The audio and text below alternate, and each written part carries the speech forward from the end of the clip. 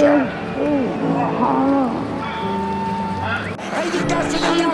trees.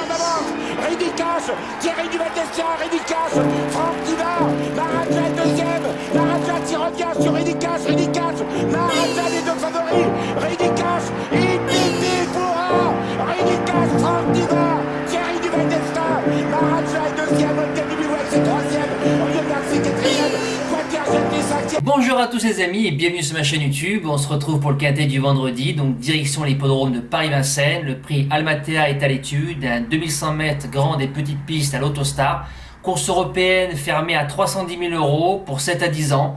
À part un cheval pour moi qui sort du lot quand même dans cette course-là, ça reste très touffu. Il peut y avoir des surprises en voiture pour le pronostic. Alors mon gagnant, ce sera le numéro 15, Martine Debos, un cheval de classe. Il retrouve Franck Nivard, très performant sur les parcours de vitesse. Il a battu un certain Crusoe d'Anama en début de meeting. Crusoe qui a pratiquement 500 000 € de gains. Martine Debos à 271 000.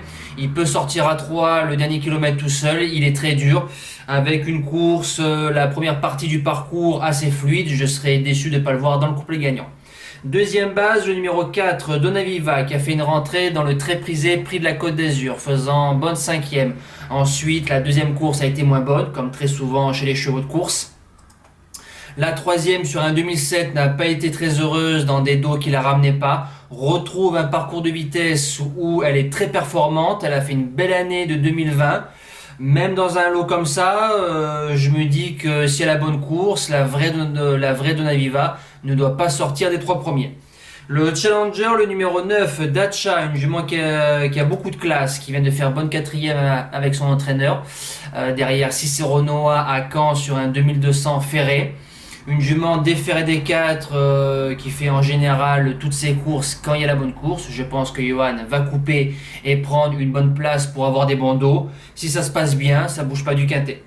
Le premier outsider, le numéro 6, Duxor de Guèze. Alors lui, il s'est amendé cet hiver. C'est un cheval qui a couru 9 fois des ferrés des 4. 7 fois dans les 5, une fois 6ème, 2100, 2007, 2008, Jean-Michel, Nicolas, bref, le cheval a fait pratiquement toutes ses courses, il a 2 sur 2 sur le parcours, Nico qui est dessus, je fonce. Le deuxième outsider, un cheval que j'aime beaucoup, le numéro 13, Wolwotalov, c'est souvent la note à Vincennes parce qu'il se met toujours à plat ventre. La petite ligne droite ne l'avantage pas par rapport à Anguin où il a fini à fond en faisant bon deuxième le jour où c'est qu'un abonné touche le quintet dans l'ordre, tiercé, écarté, quintet, tic 3, donc je le félicite encore. Le cheval a couru une fois sur ce tracé-là premier. Si ça se passe bien, Philippe Dejarre qui le retrouve, il bouge pas du quintet.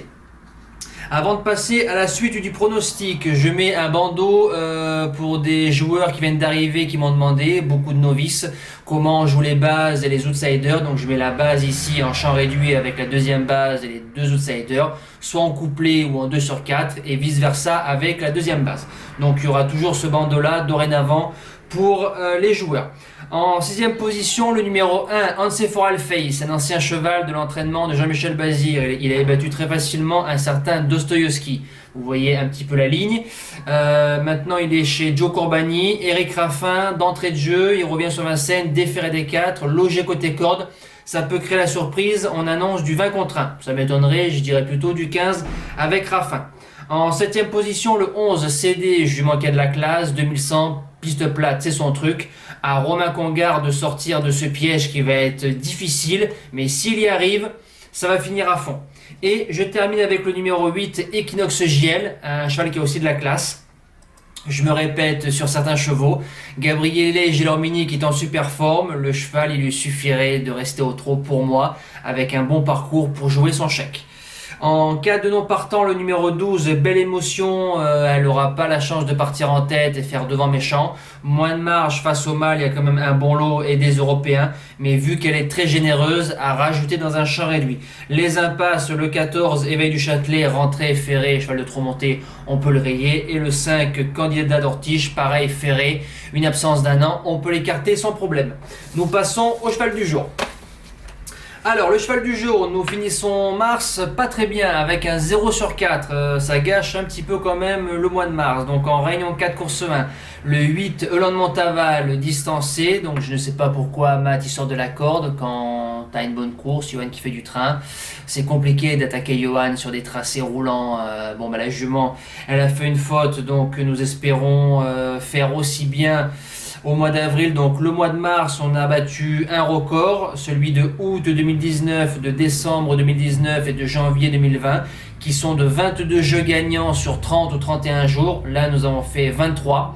J'espérais, vu le rythme, 26-27. J'ai pas réussi. Et la base gagnante a produit 19 jeux gagnants dans les 3 ou à la victoire, donc ça nous fait du 60% de réussite, 65% de réussite. Donc disons que pour les jeux simples, on a été bon quand même dans la totalité. Nous espérons donc Full Metal Jacket nous faire devant méchant avec Ryan Tonnerieux et commencer par une victoire. Ça serait pas mal, au Tremonté. Et vendredi 2 avril, sur l'hippodrome de Marseille-Vivo, c'est encore du Tremonté et ça tombe comme ça. En réunion 5, course 8, le numéro 11, Delilah Chantin. Une jument très habituée de l'hippodrome de Vivo et des 25 mètres. Elle est au 25 mètres, c'est du Tremonté. La jument vient de s'imposer en PMH en ayant fait le dernier parcours nez au vent et en ayant eu beaucoup de courage pour gagner. La jument ne déçoit pratiquement jamais. Elle est déférée des postérieurs, c'est la plus riche. L'opposition, c'est le 11, El Viento, qui est au 25 mètres, qui nous a déjà battu. La forme brillante, il faut faire attention. Et le numéro 3, Câlin du Chastan, qui va sûrement faire devant méchant, peut-être du train, ça va nous avantager. La jument, elle est quand même assez dure, donc c'est la bonne course. Je serais déçu de ne pas la voir dans les 3. Et j'espère la victoire, bien évidemment, comme chaque CDJ. Voilà, nous on se dit à demain pour une toute nouvelle vidéo. Merci pour vos commentaires. Ciao! Tell me pretty lies, look me in the face, tell me that you love me, even if it's fake.